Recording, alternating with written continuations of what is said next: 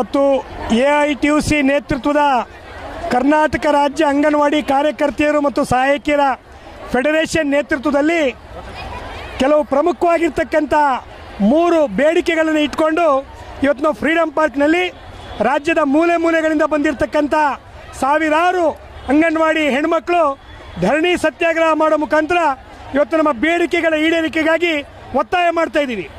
ಪ್ರಮುಖವಾಗಿರ್ತಕ್ಕಂಥ ಬೇಡಿಕೆ, ಕಳೆದ ವಿಧಾನಸಭಾ ಚುನಾವಣಾ ಸಂದರ್ಭದಲ್ಲಿ ರಾಜ್ಯ ಕಾಂಗ್ರೆಸ್ ಪಕ್ಷ ತನ್ನ ಚುನಾವಣಾ ಪ್ರಣಾಳಿಕೆಯಲ್ಲಿ ಘೋಷಣೆ ಮಾಡಿದ ರೀತಿ, ಅದೇ ರೀತಿ ಕಾಂಗ್ರೆಸ್ ಪಕ್ಷದ ರಾಷ್ಟ್ರೀಯ ಕಾರ್ಯದರ್ಶಿ ಪ್ರಿಯಾಂಕಾ ಗಾಂಧಿಯವರು ಘೋಷಿಸಿದಂಥ 6ನೇ ಗ್ಯಾರಂಟಿ ಅಂಗನವಾಡಿ ಕಾರ್ಯಕರ್ತೆಯರಿಗೆ 15,000, ಸಹಾಯಕಿಯರಿಗೆ 10,000 ಮಾಸಿಕ ಗೌರವಧನವನ್ನು ನಾವು ಕೊಡ್ತೀವಿ ಅಂತಕ್ಕಂಥ ಏನು ಭರವಸೆಯನ್ನು ಕೊಟ್ಟಿದ್ರು, ಆ ಭರವಸೆ ಸರ್ಕಾರ ಅಧಿಕಾರಕ್ಕೆ ಬಂದು 2 ವರ್ಷ ಆದರೂ ಕೂಡ ಅದು ಜಾರಿಯಾಗಿಲ್ಲ.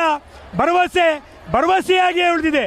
ಆ ಕಾರಣಕ್ಕೆ ನಾವು ಈ ಪ್ರಸಕ್ತ ಬಜೆಟ್ ಅಧಿವೇಶನದ ಸಂದರ್ಭದಲ್ಲಿ ಪ್ರಿಯಾಂಕಾ ಗಾಂಧಿಯವರ 6ನೇ ಗ್ಯಾರಂಟಿ ಚುನಾವಣಾ ಪ್ರಣಾಳಿಕೆಯಲ್ಲಿ ಘೋಷಣೆ ಮಾಡಿದ ರೀತಿಯಲ್ಲಿ ಅಂಗನವಾಡಿ ಕಾರ್ಯಕರ್ತೆಯರ ಮಾಸಿಕ ಗೌರವಧನ 15,000, ಸಹಾಯಕಿಯರಿಗೆ 10,000 ಗೌರವಧನ ಘೋಷಣೆ ಮಾಡಬೇಕು ಅಂತೇಳಿ ನಾವು ಪ್ರಮುಖವಾಗಿ ಇವತ್ತು ಒತ್ತಾಯ ಮಾಡ್ತಾ ಇದ್ದೀವಿ.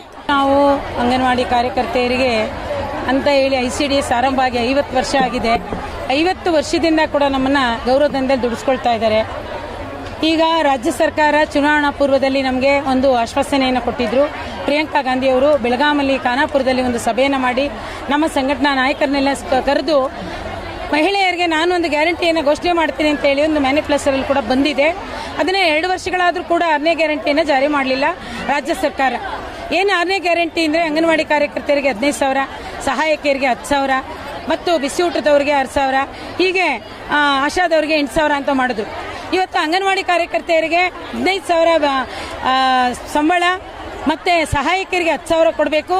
ಹಾಗೆ ಏನು ಗ್ರ್ಯಾಚ್ಯುಟಿ ಹೈಕೋರ್ಟ್ ತೀರ್ಪಿನಲ್ಲಿ BJP ಸರ್ಕಾರ ಇದ್ದಾಗ 23ರಿಂದ ಗ್ರ್ಯಾಚ್ಯುಟಿಯನ್ನು ಜಾರಿ ಮಾಡಿತ್ತು.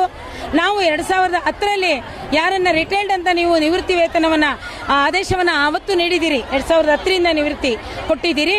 ಅಲ್ಲಿಂದ ಈಚೆಗೆ ನಮಗೆ ಕೊಡಬೇಕಂತ ಹೇಳಿ ಮರು ಆದೇಶ ಮಾಡಬೇಕಂತ ಕೇಳ್ಕೊಂಡಿದ್ದೀವಿ.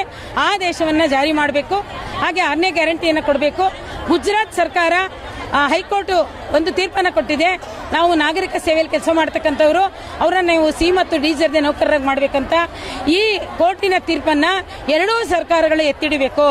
50 ವರ್ಷ ಆಗಿದೆ ಸ್ವಾಮಿ. 120 ರೂಪಾಯಿಂದ 11,000 ತಗೊಳ್ಳೋದಕ್ಕೆ ಸಾವಿರಾರು ಹೋರಾಟಗಳನ್ನ ಮಾಡಿ ನಿಮ್ಮನ್ನು ಕೇಳೋ ಪರಿಸ್ಥಿತಿ ತಂದಿದ್ದೀರಿ.